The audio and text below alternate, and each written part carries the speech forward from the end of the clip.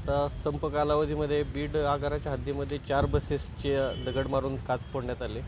त्याच्यामध्ये 2 चालकांना देखील त्यांच्या डोळ्यामध्ये थोडंसं ते काच जाऊन इजा झालेली आहे. त्या अनुषंगाने वरिष्ठांच्या आदेशानुसार आम्ही आता एक सुरुवातीला पहिल्या टप्प्यात 10 गाड्यांना अशा प्रकारे जाळ्या लावून घेत आहोत, जेणेकरून चालक सुरक्षित राहील आणि मालमत्ताही सुरक्षित राहील. असं असताना या जाळ्या कितपत सुरक्षा देऊ शकतात त्यांना? नाही, सध्याच्या कालावधीत लहान दगड असेल तर तो निश्चित सुरक्षादायक आहे, पण एखाद्याने जमावाने जर ठरवलं फोडायची तर त्यातनं वाजू शकत नाही. पण सध्या ज्या घटना घडलेल्या आहेत ते मोटरसायकलला एखादं 2 माणूस येतात आणि दगड मारून पळून जातात, अशा घटना घडलेल्या आहेत. त्या अनुषंगाने आपण तात्पुरती ही सोय केलेली आहे. सर, काय आव्हान असेल आपलं?